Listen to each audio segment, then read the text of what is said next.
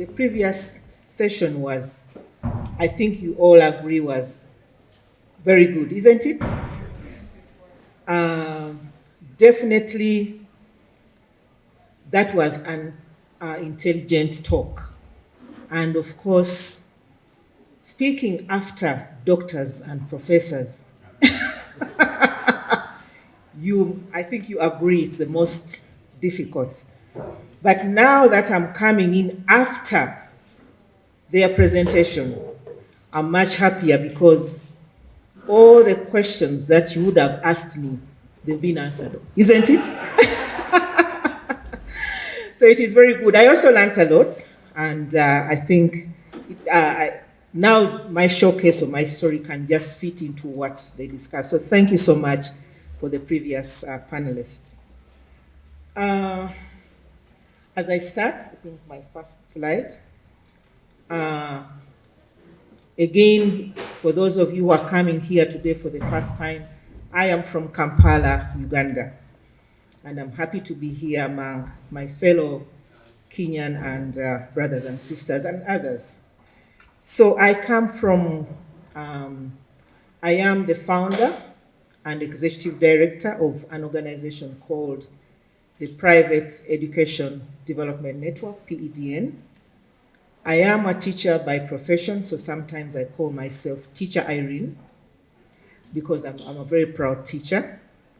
And it was established in 2004, but of course after having done a bit of work with a strategic vision of creating a Ugandan society that is enterprising and productive. And to do this, we do it in a public-private partnership model. I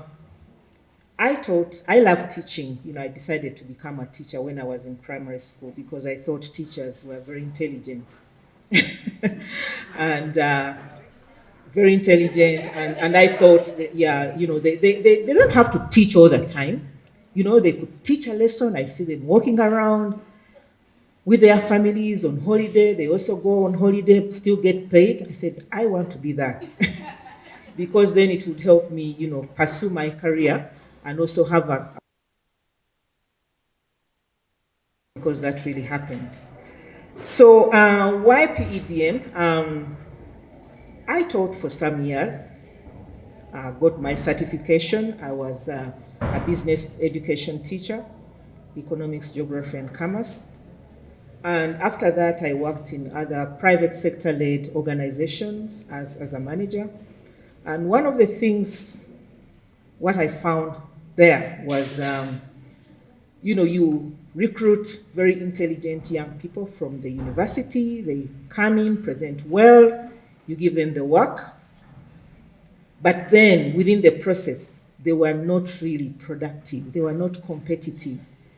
And I used to spend long hours in the office or come in early just to do their work because we had deadlines. We were working with USAID, European Union, and things were really tight.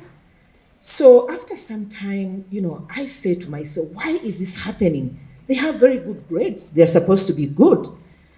And well, after taking much thought, I just started looking at their behaviors and found out that actually what they do is what we have taken them through all the years in school. We have the curriculum, we do the syllabus, we do the lesson plans, so everything is prepared for them. We teach them, then if it's exam time, you tell them, go in the library, in this section, read this section, and then you basically examine them around that. And of course, even when some of them coming from home, the parents, they were doing things for them. So their role was just to sit and wait and listen. So they came in with that behavior in the workplace. And that time, the organization I was working with was private sector, and it was supposed to be bringing investors to Uganda. And one of the things that they actually mentioned was like, Ugandan labor is expensive because you need 3 people for one job. Actually, I think they were saying you need one Kenyan for 3 Ugandans.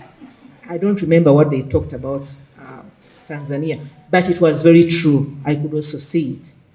So that, from a dream of becoming a teacher and being a very good teacher, here I come in this workplace and I'm disappointed and I felt very bad.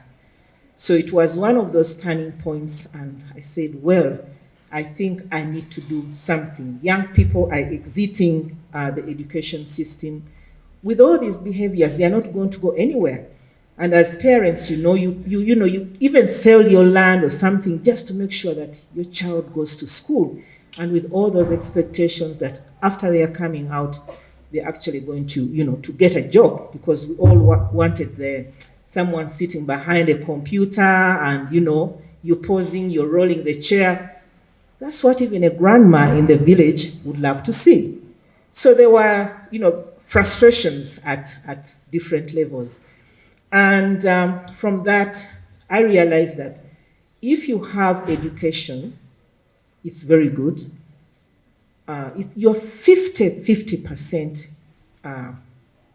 on the way to success. I mean, you can get into a job, but you may not retain that job. Because even with those people that I talked about that we're employing, we're supposed to turn them away because they could not really perform. So from that challenge, I just said, well, as a teacher, I'm a partner in crime. We are the ones that are teaching them like this. They are coming up with such behaviors. Let me just get out of private sector and come out and start an organization where I can advocate for a change in education, in the curriculum. So the focus for PEDN has always been education policy reform, curriculum reform through evidence-based advocacy, because I had already had a few pilot projects running in schools and communities. Then curriculum review, content and methodology. So I sit also as one of the private sector partners with the curriculum experts to look at content and infuse some of those gap areas. And then integration of skills, generic skills and vocational skills. That's the next level. I mean, when you have your 50%, then you can add on at least 10 or 20 when you have the skills. And I think that's a good level of success. And definitely we also wanted to change attitudes and mindsets of everyone in the ecosystem. The education system, right from home, the parent, the school system, the head teachers, the PTAs, all the government structures, we also wanted to change that, because with a reform, you really have to go down at the root cause. And as just the facts, Uganda now, we are 46 million and growing at a rate of 3.2 annual. Youth are about 75% below 35 years of age, so we have a big bulge there. And, in the education sector, maybe 9.7 enrolled, and then others in the higher education and informal sector. The informal sector is quite big. And we have, high dropout rates at every level, from primary, unemployment, poverty, social-emotional challenges that sometimes, young people are going to crime, taking drugs and all that kind of stuff. It's because of those particular facts. And I'm going to talk about 2-level innovations. When I started, because this is a journey of 20 years, so you can imagine, when I started long before, right now it is different. But if we go to the next slide, the problem, the systematic change in the system, as I mentioned, in the middle there, young people exiting the education system, not competitive or productive in the job market. And part of that was gaps in curriculum, outdated and rigid policy framework, the mismatch with the education and the labor market. Private sector was going in different, everyone was running, but in a different direction. And of course, as you know, in Africa, we have the history of our traditions, our cultures, our values. Everything is kind of different, and it affects the mindset and attitude. So my early classroom, when I started my pilot area, I started, with training, orienting head teachers, and telling them, how a good product from school would look like. So I partnered with a university because I wanted also to excite them, to rub shoulders with the professors. So I had a partnership with the university, so I came up with a program of entrepreneurship. Brought in the university 3 days. They go through the program. I tell them what to do in terms of their mandate. Because one of the things as a head teacher, you should bring more students. In a school, you should have a project. So those were some of the connection areas. And then we'll go in the school and train the teachers, in the new way of thinking. Because I realized also that as teachers, we just had the content there, but we did not know how to apply that content. You would ask a chemistry teacher, now what can this chemistry do to you? And somehow they didn't really have the right answers because it's all been about cram work. Cram work, you cram your notes very well, go in a classroom, give it down. And so, we started off from that, sensitizing, orienting teachers, telling them each of your subjects, what can you do? What can your subject do in the workplace? Make it very, very relevant and practical in your local space. So when we started off with clubs at school level, I kind of combined the formal classroom with the informal, classroom. And with our focus of everyone being a change maker. So one of the things that I took on was everyone in the school was now supposed to be a teacher. So in a school, we have the cleaners, the gardeners, the cooks. Who else is there in the school? The canteen. You have the teachers, canteen, cleaners, gardeners, cooks, the community. So I convince schools that, there's something, we are all unique. There's something everyone can actually bring to the table. And of course, as you know, when you're in school, when you're a teacher, you kind of look down on them, don't you? You're like, oh, this is a cleaner, or this is a cook. So I convinced the schools that, these are going to be our guest speakers in our clubs. So we trained the club leaders in schools, president, vice president. We gave them those very big names and they felt good. And they would facilitate such sessions. So we could bring in a cleaner, a cook, to talk about their life and to talk about their, what they are doing as a job and what, if when they get money, how they use that money. So that was in a way of kind of, breaking that negative mindset, attitude, and also in a way career guidance because, young people didn't know that actually these could be careers. So that's how we started off.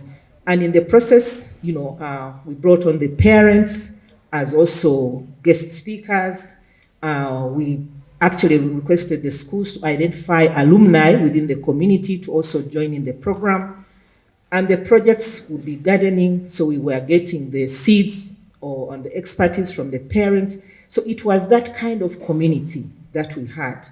We also had a very thriving program of financial literacy and education, and young people were actually saving at school level in a school box.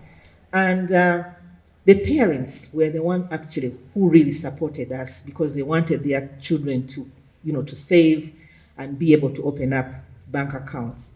So in the beginning, that was the innovation and entrepreneurial classroom. Young people taking charge, doing stuff, and valuing everyone in the workspace, and breaking those negative attitudes and mindsets. So we can move. That was the first classroom, and everyone liked it because at the end of the day, young people could exhibit, their products, and we used to call parents. We had a culmination event, and the parents were there, children were showing off their products, and we actually had now parents actually contributing to the project activities. So that is one way of simple collaboration. And we went into areas where we didn't really have uh, young young people couldn't save. So we kind of, started telling, can you save? Can you save by planting a fruit tree? Can you rear chicken? Because at the end of the day, you can actually save that and move on. So root causes, from systematic, a curriculum which hadn't changed since 1960. There was limited emphasis on soft, hard skills and vocational skills. There was rigid teaching and learning environments in the home, as parents, you always like, you have to go like this. And the traditional teacher training delivery not relevant to market needs. We can move since I'm running out of time. So now this is the second innovation and model which I wanted to showcase. So really, the public-private partnership model was very strategic for us as PEDN because we realized that a small organization like ours could not go everywhere, and it really didn't have to. So for me, the fact was, education has a mandate, so get the government to work on the policy, get the national curriculum on the other side to be able to work with them and fill the gaps. We had the development partners because we also had certain things that we didn't really have resources. So we had other partners to come in, City Foundation, we had the media, newspapers in education, because we still had to showcase also what we are doing. We had private sector, the banks, Bank of Uganda, because they have the Money Museum and others for exposure visits and field trips, and of course, the communities, which are the schools and the clubs. So this really worked well because we were able now to have those sessions of co-creation where everyone had a bit. Each of those partners had a role. And I must say that, as we are now, can move on to the last slide. The last slide. The outcome out of all that, we have now in Uganda, the education reform is in place. We have the curriculum has been reformed. Now you can be in primary school and get a school certificate, but also a vocational skills certificate, and that is running across. We are happy that because of our work, integration of business and social entrepreneurship, financial literacy, and skills is in place, and there's a school timetable. Now classes stop at 2, and the last sessions are for such activities. We are now working with UNICEF to retool teachers within the primary teacher training colleges over creation of a relevant and practical content. And what I can say now is that, the narrative has actually changed. Every parent is talking about a competence-based, curriculum. So the benefits of that is that now we have a holistic and inclusive education which meets market needs or job market. The country or young people have options in their career choices and self-employment. There's change in market dynamics, small players, even the young people that I trained are also now have organizational companies doing kind of the same kind of work. Social entrepreneurs, which is now a new opportunity, social enterprise. There's been a change in culture and mindset. Now some parents can let their young people actually pursue their passion or career options. And finally, we now value in Uganda, we value collaboration, co-creation among different stakeholders for big and socio-economic impact. So that, in short, is a story of 19 years. Thank you very much.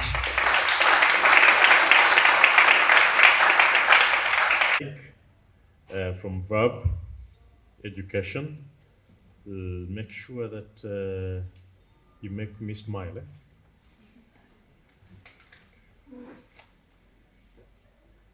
So thank you everyone. As Kaketo has introduced me so far, my name is Mike. I'm going to look up in 1 minute. Okay. As this one decides, is the presentation up? Mike. Okay.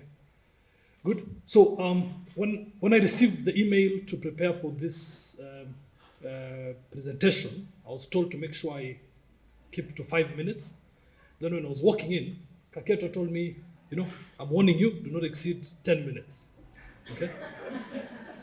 So, and to waste 1 minute with impunity, okay?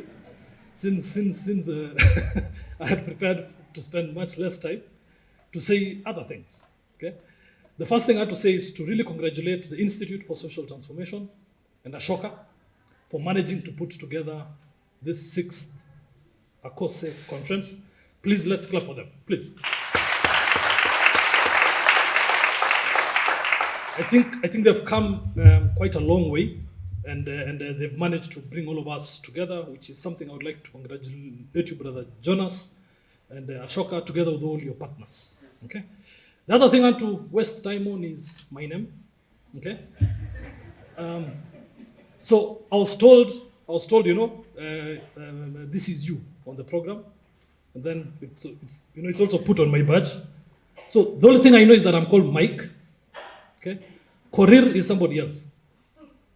So the only hint I have is maybe it's my son, okay? You see, in our culture, I'm born Kip Korir. My son, after he undergoes a certain course in his teenage years, will be Korir, okay? So I'm Kip Korir. I cannot be Korir, okay? So maybe that's a way of me to introduce myself. My name is Mike Kip Korir, okay? Now, I think I can continue or I waste more time. Okay. So our company is called Verb Education, and we are in the education business, as you can see from the name. And I want to talk to you very briefly about supporting the CBC system of education delivery. So I was told to say next slide. Okay? So that's the goal. I want to send my children to the nearest school and not the most expensive one. I want them to have the option of going to college here at home without feeling it could have been better if they went to Harvard. Okay? That's the very simple mission that informs our work. And you'll see how. Next slide. So in trying to distill, next step, in trying to distill that vision into actionable steps, it's been a journey. I didn't just wake up with such a clever sounding quote. Okay? It's been a journey made up of a lot of challenges. We basically do this by supporting the people that invest and work in education. And the way we do it, we have digital tools and training, which I'll talk to you about one of the digital tools, and once in a while consultancy, which we work with other people. So the reason why it's acceptable for us to do consultancy with other people, it's because for as long as people are walking the same journey, which is trying to make the nearest school the best school, I think they make natural partners for us to work with them. Next slide. So I want to focus on something called the CBC app. The CBC app, which is something we created in-house out of the problems we realized in the implementation of CBC. So it's a tool for assessment and record keeping, okay? And I want to talk to you about it. Next slide. The problem we realized with CBC is when it came, and this is not something new. CBC, by the way, for those who might not be aware, competency-based curriculum and competency-based education framework. It's a thing we're trying to implement in Kenya. A lot of politics and a lot of stories about it, okay? I'm sure a lot of you can articulate the whole issue about it. Now, for teachers, if you look at it from the perspective of the teachers, leave alone the parents. If you look at it from the perspective of the teachers and the schools, the school administrators, there are very many requirements, resources, pedagogy, assessments, etc. There's a specific problem under CBC which is even less understood, which is the issue of assessment. Under assessment, there is now formative assessment and summative assessment. I don't know how many of you are familiar with that. Okay, you'll raise your hands later. I'm not in the serious part of my 5 minutes. Okay. So under assessments, There's this formative assessment, which is a big problem for teachers and schools. I'll leave it there. Then there are a lot of reporting requirements, etc., leading to very unreliable reports, and even a lot of the times they simply don't report. Next slide. So our goal is to simplify just the day-to-day processes of assessment, simple as that, and to make sure that it's very easy to generate reports about these competencies that the kids are learning. Okay, so that's our simple solution. Once again, cbcapp.co.k if you want to get the story in the meantime. Okay, so this is how it works. Next slide. Now, as I talk about this impact, what has happened is this. When a teacher is supposed to assess maybe 100 different activities in one term under CBC. Think of it as many homeworks. Okay, many homeworks in the course of a term. In English alone, maybe we need to assess 100 different activities. A teacher needs to report on all that. But it's typically very difficult for them to report using the assessment tools that they use. So with our app, it makes that process really simple. Then at the end of the term, the app puts together all those and creates an end-of-term report. Okay? And then also gives other kinds of insights. That's, in a nutshell, the way this app works. So the impact we are seeing is time savings. Teachers are really spending a lot of time now doing the things that matter, which is things to do with their learners. I'll come there next. Improved educational management and compliance. Imagine a school of maybe between grade 1 and grade 3 alone, maybe they have 16 streams. Okay, between grade 1 and grade 3 alone. Imagine being the head teacher who is supposed to look into the performance of every single teacher. How would you do it? It's very hard, isn't it? And each of these classes has many kids. So we have very nice dashboards for them. They can see how many assessments have been done, who is dropping the ball, who is doing more, etc. So there's a lot of compliance that's better now and a lot of management. Data, we now have a lot of data. You can ask me a question such as, which topic or subtopic even in agriculture in grade 5 is performed best or performed worst? What aspect of it? Competencies. What competency are our kids good at or not good at this time? So such things we now can say because the data is there. And then reduced paperwork and costs. There's a whole, discussion there. So next. So out of that impact, we are, the conversation is changing. We are beginning to hear people saying different things. A head teacher there sort of summarizes how the app, works. Teachers' work is less cumbersome. Parents are thrilled with the analysis and especially the substrand analysis per subject. Substrand, think of it as subtopic, but it's not really subtopic. So strand is topic, but it's not really topic. Long story. So somebody else says the CBC app solved a problem and a big one. I've seen my teachers more relaxed and assessments done on time. Okay, you get the point. Next slide, please. So big lessons learned then out of what we've been able to do. Number one, this transformation is a very continuous process. We really need to stop thinking about interventions as an event, a training, a workshop, a something, a donation. It's a continuous process. It needs to be sustained. So that's a very important thing because this change takes time.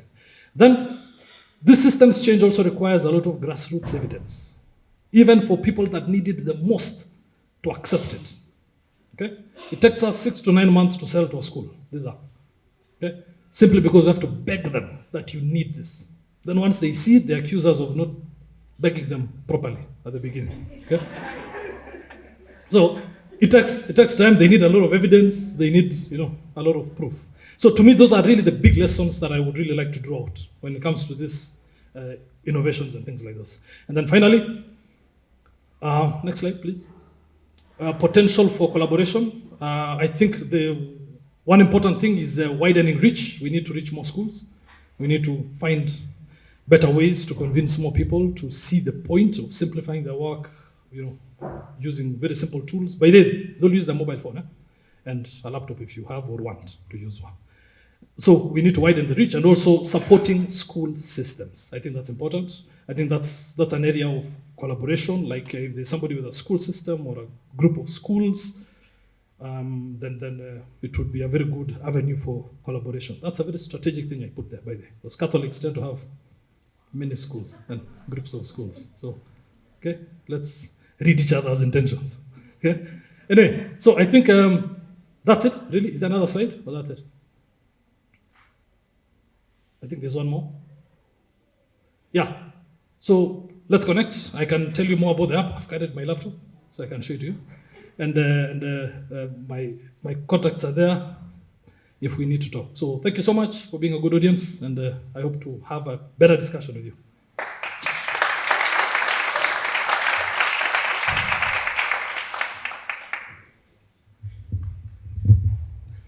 Michael, thank you very much, Michael. CBC. Anyone who is a parent here knows what it means. We've been returned to the classroom, so thank you for developing the tools that will make it easier for us and for the teachers as we go along. And finally, Ashenafi Abrehem from Austrian Red Cross. Karibu.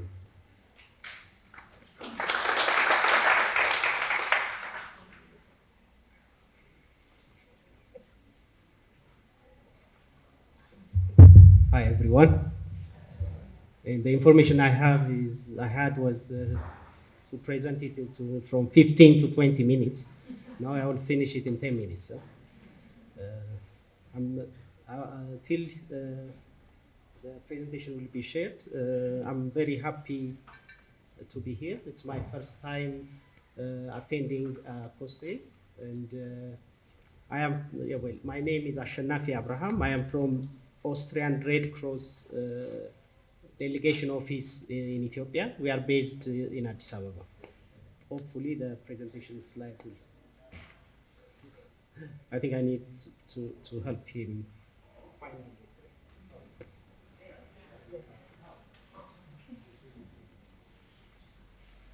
So I'm very happy that having this opportunity to share with you about the program that we are implementing by Austrian Red Cross.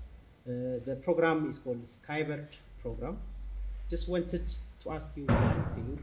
Are there anyone from the humanitarian sector that's not private and other than Red Cross? Anyone? Okay, so probably you'll be wondering what Red Cross is doing here, providing presentation related to innovation, entrepreneurship. But I'm sure we are all now aware from the panelists from yesterday and today how important entrepreneurship and innovation in almost all sectors now. And we are here today to share with you our experience, mostly the approach we implemented in this Skybert program that have this entrepreneurship touch and in problem-solving process for innovation solutions. So I will share that to you. Next slide. I will start with the overall information about the Skybert program. It is the program is dedicated to Mr. Claudius Scholar. He was Austrian Red Cross representative in Rwanda from 2015 to 2018. Unfortunately, he died in 2018. He was also a musician and with a stage name Skybert. That's how the program is named after him. It is a WASH capacity strengthening program. So it is WASH focused. It is a 5-year program. It's been implemented from 2019 to 2023. But within WASH, it includes wide range of thematic fields, including gender, diversity and inclusion, food security, nutrition and livelihood, and community engagement and accountability, and other thematic fields. The program awards micro grants for WASH projects at regional level as well as branch level in East Africa. As you can see, we are active in Ethiopia, South Sudan, Uganda, Kenya, Somalia, Rwanda, and Tanzania. We are active in seven countries. Next slide. Just want to add one thing. It is a 2-cycle structure. So it has within 5 years, we have project cycle 1, implemented from 2020 till 2021. And cycle 2 was implemented from 2021 till 2022. And we are now conducting end evaluation and finalizing the project. And we are developing to continue Skybert 2. The approach, that's what we are here to share you the approach followed and it is, we apply the user-centered approach in problem-solving process. It is a bottom-up approach, getting more information from the community, and it focuses in bringing innovative solutions. It engaged the community, and it provided capacity building to the branch, to the Red Cross and members. And it closely works with partnerships with stakeholders, with government bodies. Next slide. So this is what I really wanted to share with you, the approach that was used as a problem-solving process. Design thinking is the core of the Skybird program. It is a problem-solving approach. It's also the basis for proposal writing. It is after conducting this design thinking that the branch, the Red Cross members, continued to write their proposal. Well, it was the design thinking was first applied in design as an innovative approach to problem solving, but now it's more applicable in different sectors, including economics and social sphere. It helps create a new solution that can be a new or improved not only to products, also to services or processes. It has 4 phases. That's what I wanted to share with you. We start with the general problem of the community and of our target group. We embarked into the understanding phase to better understand the problem and major underlying causes affecting the target group. Once uncovered, we define the specific problem. This is where this design thinking differs from the traditional problem-solving process. With a clear defined problem, what we normally do is we write log frame, which outlines the logics of intervention, how we think we can solve the problem based on our sympathy rather than empathy. We wait until it is approved, and we get the money, and then we start implementing. Then while we're doing the project, we find out things. Then we try to change things in our project and adapt it to the findings. But this is very costly. That's why we are going with the design thinking. Before we write a proposal on how to solve the problem, we dig deeper on what the problem is, who is affected and why, and translate the problem into a question on how to solve it and create ideas as many as possible. The best one we pick, and we make it real, small scale real, by building a prototype. We go back to our users, to our target groups, with this prototype and ask for their feedback and refine it and make another small user scale test to see if it works. Only if it works, we start writing a proposal for a project. If it doesn't work, we fail fast and cheap. So design thinking is great for de-risking a project. Next slide, please. So we start with the first phase, that's understanding the problem. So the aim of a user-centered approach is to understand the user and their problem, which is very important, as well as underlining the root causes. So we'll have to do further research to find out. How do we do that? The main activity is interviewing, of course. So interviewing our target groups, but not only interviewing, we also observe. We also ask experts in that area and try to gather as much as possible. We do some research. We want to better understand why they are experiencing the problem. So first is interviewing our target group. Interviews help us create empathy and learn about their needs and social context. And we use not only in this approach, we don't really use the conventional qualitative approach like open-ended questions, but we use more creative interview techniques. One example of the traditional open-ended question can be, what would improve the living conditions in your community? We ask this to our target group. They will tell us, then we go on, rush into implementing the project. But in user-centered approach, we want to be inspired by going deeper than that. So we asked them why, following our interviews responses, not just once, but several times, to get a deeper level of understanding of their experiences, feelings, and needs. We asked them to show us, so that the interview to go beyond describing how they do things, but to also show us. We also asked them to tell us a story, invite participants to share specific experience, and paint a richer picture for us to understand key moments, interactions, and perceptions of the people we are learning from. Next slide, please. The next phase is defining the problem. So we collect insights, we consolidate the findings, and define the problem through the perspective of the users. So we define at this stage, we know the main target of our group. We define the specific problem. We write down the most impactful problems the target group faces. We also have insights to the problem from additional research. We ask, why is it a problem? What are the underlying causes? Next slide, please. The next very important step is the ideation. Here the aim is to come up to as many possible ideas. Quantity before quality is one of the rules of ideation. The more ideas, the better.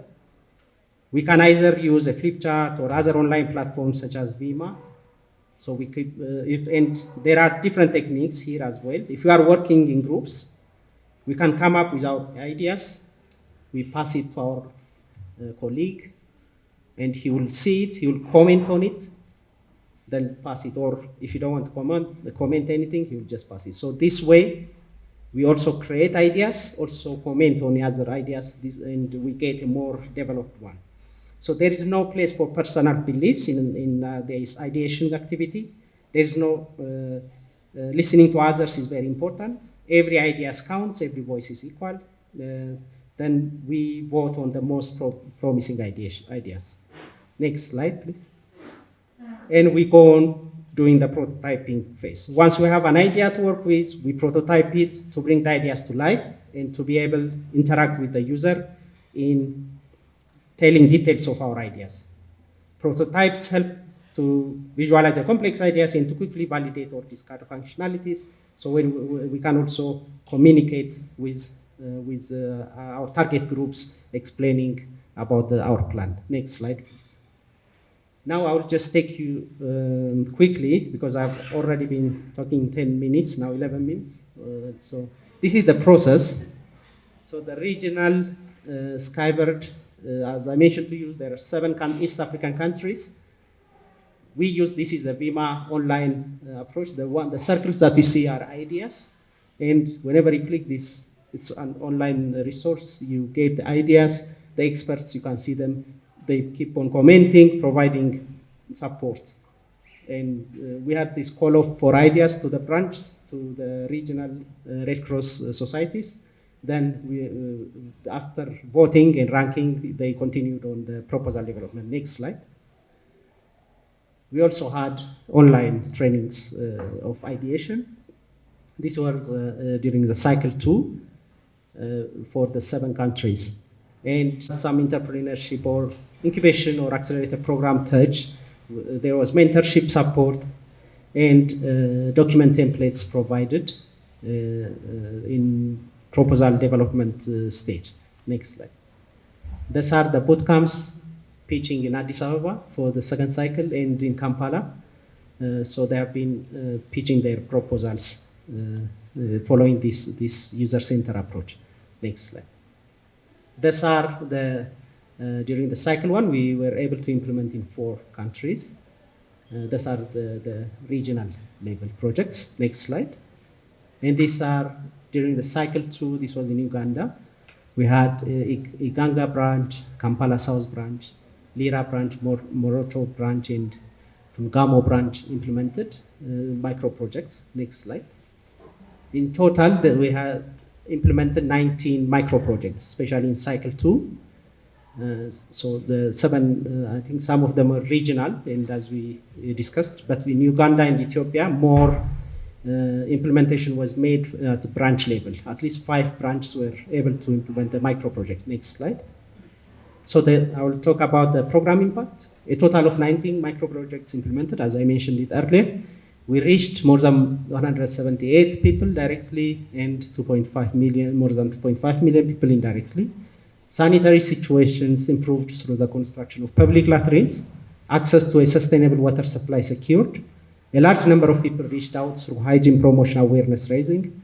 Sustainability guaranteed because the community was more engaged. And there was exchange of ideas possibly with external partners. We have this Kyber Wash Network activities, which I will share the website later on. We have monthly newsletter. Actually, that's my involvement in this project is I'm the Wash Network facilitator. I try to promote the micro projects using on the website. We have monthly newsletter. We have Twitter, LinkedIn. I encourage you to join us. Next slide. These are some of the micro projects implemented. This is in Ethiopia. The one to the left is a biogas system attached with a public latrine in the north part of Ethiopia, in Desse town, the bus station of Desse town. And the one to the right is in South Omo. It is a solar-powered water supply system. They have been struggling using diesel generator. The running cost was very high, so they came up with this idea. Next slide. This is in West RC in Ethiopia. This is in Sidama. It's called Boricha Woreda. This is a public latrine. There is a one-stop shop attached to this facility, and they are trying to reach out to the community through this one-stop shop using sanitation marketing. They want to make sure it's a one-stop so that all the communities can come and get all the information related with sanitation. Next slide. This is in West RC. We have built 2 hand pump for the community and maintained more than 5 hand dug wells. And the one on the left is there are women water committees receiving training on how to maintain the water pumps. And the one to the right is the hygiene awareness activities conducted in the town. Next slide. We have also, these are in Uganda, Kampala South Branch. They have 3 women groups, each have 45 members. They are involved in briquettes manufacturing. After collecting garbage, they are turning it into briquettes, compressed charcoals. And the one to the right, one of the women groups, they are trained, receive training of emptying toilets. These activities are really important for the wash sector. Next slide. This is separate the urine and use it for fertilizer. So these are one of the micro projects implemented in Rwanda. Next slide. Lastly, I'm going to just talk about a different program of Australia Red Cross that's more close, also related with entrepreneurship. We have this Redpreneur program. It is open for Red Cross societies all over the world, but as a volunteer, if you have ideas that impact the society, so that can generate income, you can definitely get involved. The pilot project was implemented from 2022 till 2020 to 2022, and the 3-year program.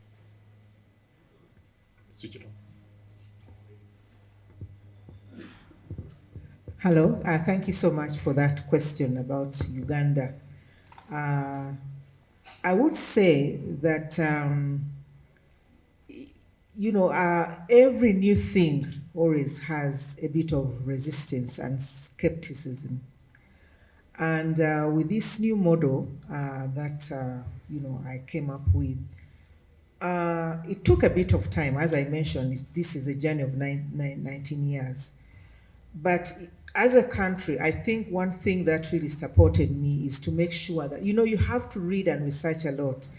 And reading through the public-private partnership policy, which was a government policy, actually, really created open doors for me, because you could reference that. It's a government policy, and all players actually, you can collaborate, you can work, you can implement.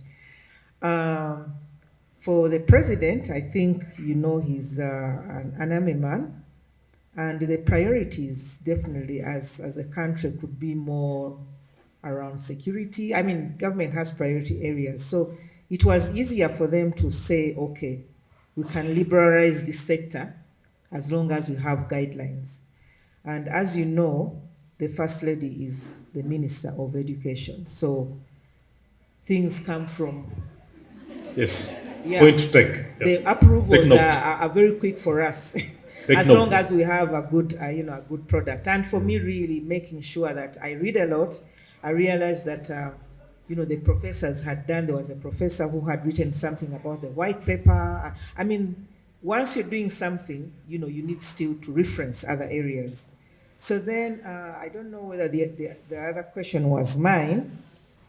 Of course, what I also did is to make sure that the people in the education sector, I make sure that they travel around a bit. So some of the trips that I was supposed to take, I would give out the ticket and say, okay, you go and attend this, for them to get exposed and to really make sure that their mindset is changed. So my organization works with both private and public schools. The word private actually was kind of a mistake, not a mistake, but the lawyer, because I insisted I wanted education, and so they said, okay, put in something that shows that you are not government. But we work with public and private schools. We've been lucky for some time to get funding because of the success that we had done, but we also made sure that the schools really become sustainable in terms of using cheap local resources. As I mentioned, role models, they're in the community. You want a school farm, there's a parent who is a farmer. So really making sure that some of these things become more sustainable. And yes, if there is a school, I'm okay to give out a talk or something and reference any success stories that I have. Was that all? Sounds like it. Okay, thanks. Mm-hmm. Oh, okay, yes. Actually, for us, it's a very inclusive program. We have schools, from the deaf, and we have a partnership with the association. So we've done a lot of work with that. And for me, I have 2 staff members that are deaf girls. So, we make sure that we give them opportunities to come and work with us, because I realize they're very, very intelligent and very committed, and they used to fire the most difficult questions to me when I'm training. Oh, so yeah. I love them. Thank you. Okay. Okay, thank you very much for your questions. Remember I told you about the need for overwhelming grassroots evidence, okay? Where even if we are in thousands of schools, she still wants us to try, okay? In some schools, okay? That's a joke, eh? So, it's not serious. So, let me start with the target audience. We're very serious when we say the nearest school to be the best school. As a Kenyan, I'm tired of paying for everything twice. Education, security, health, You pay for the police, you still have to secure yourself. You pay NHIF, you still have to get private, etc., including education. So our target is for all the schools, and especially the majority. We are trying to solve a problem for the majority. So the way we've designed it, right from the way it's accessed, to the way the app works, to the system it takes care of, it's the one meant for the majority. We price it very transparently, so and ridiculously cheaply, that you should clap for me after I tell you. Yeah? It is 450 shillings per student per year. Per year. Did you hear that? The whole year, okay? As a subscription, yeah? For low-cost private schools and public schools, we have a separate pricing for them. We typically charge around 250 to 300 shillings per student per year for low-cost private schools and public schools. I consider low-cost private schools to be doing God's work, okay? Because those people are in communities that not even government gets there, okay? So low-cost private schools do a very important job, as well as public schools. So we have a separate pricing for them as well. So that's on the pricing front, which opens or closes the door of access. Now, but from experience of selling this, price is not the issue here. These amounts I'm telling you are very affordable and possible. The thing blocking us from public schools is what we call vote heads. Okay? There is no vote head, budgetary vote head allocated for this kind of thing, or at least that's what they tell us. But they tell us so consistently that we are tempted to trust that that's the case. Okay? So vote head is the issue for public schools especially. And then this being something that requires a bit of systems change, there is some discomfort involved in trying to get this thing up and running. So, the difficulties are there. Our biggest competitor actually is not any other app, it's impunity. It's just like not doing it. You're supposed to do this number of assessments, you simply don't. Nothing will happen to you, nothing will change. The sun will rise tomorrow. So that is the biggest challenge that we have. So yes, we target public schools as much as we target private schools. Private schools are more responsive, naturally, because it's a competitive age. The reason they don't tell others, as you said, we try so that they tell others, they don't, okay, is they want to retain it as a competitive advantage, okay? That's what we do. We struggle for references, okay, because people don't want that competitive advantage away. But, that's neither here nor there. Then you also asked a very important question on willingness to give it for free. I fundamentally refuse to do that as a Kenyan, okay? Not as a bloodthirsty capitalist, okay? As a Kenyan, because even if you gave it for free, they wouldn't use it, okay? They wouldn't. We had a free version of this app for a long time online, and it wasn't really used.